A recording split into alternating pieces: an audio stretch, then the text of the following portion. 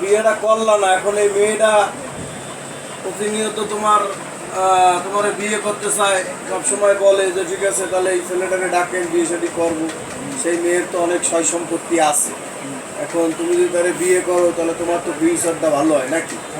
তাহলে তুমি তাহলে কি আমরা তার সাথে কথাবার্তা বলবো? এখন মেয়ে যদি রাজি হয়, আমার দেখে পছন্দ হয়, তাহলে করো। তোমাদের পছন্দ, আমার পছন্দ, আর কি। তোমার কি কোনো চাহিদা টাহিদা আছে যে R15 গাড়ি বা একটা প্যারাডো গাড়ি বা কোনো একটা সি প্লেন বা হেলিকপ্টার কিনে তোমার দেয়া লাগবে? না, আমার কোনো চাহিদা আছে। আমি নিচে আসবাদি কাল আল্লাহ পাক তুলে নিয়ে যাবে। আমার আর কোনো চাহিদা নেই। এই দুনিয়ার প্রতি আমার কোনো চাহিদা নেই। তাহলে তুমি যদি বিয়ে করো, তুমি তো 17 দিন পর যাবা মরিয়া, তা মরিয়ে গেলে ওই স্বামীটা তো আবার বিধবা হবে, তাহলে আবার কি হবে? আবার আরেকজন ভালো, আমার চেয়ে যে ভালো স্পার্ট খুঁজে নেবে। এখন তো ছেলে খোঁজা কোনো ব্যাপার নেই, মোবাইলের যুগ।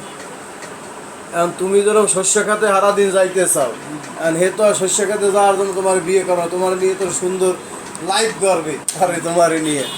তুমি যদি তারে যদি না করো, তাহলে বিয়ে করে যদি হতাই যাও, তাহলে কেমনে হবে? বিয়ে করে হতাই যাবে কীভাবে? বিয়ে করব, সে যদি সংসার করে, সে যদি ঠিকমতো আমার নিয়ে চলবে। আর আল্লাহ পাক যদি আমার তুলে নিয়ে যাবে। এটা হচ্ছে আল্লাহ পাকের আছে, আমার আছে। এখন তুমি যদি হতাই যাও, তাহলে তোমার কোন জায়গায় দেওয়া হবে? বসুপাড়ায় যাবা না টুকপাড়ায় যাবা? আমি বসুপাড়া যাবো, তাহলে আমার বাপ চাচা সব বসুপাড়া, আমি বসুপাড়ায় ভালো লাগে। বসুপাড়া কবরস্থানে আমার যে ভালো। জীবনে জেল খাটছো কতবার? জেল খাচ্ছি 7 বার। জেল খাটছো 7 বার। কি কি মামলায় ছিলা? মাদক মামলায় ছিলাম 3 বার, আর অ্যাটেম্প টু মার্ডারে ছিলাম 2 বার, আর মার্ডারে ছিলাম 1 বার, আর এমনি 2-1 বার রাস্তাতে ধরে নিয়ে গেছে। এখন কি তুমি ভালো হয়ে গেছো নাকি এখনো খারাপ আছো? এখন ইনশাল্লাহ 10-15 বছর আমার কোনো ধরনের কিনে নেই। এখন ভালো মন্দ তোমাদের।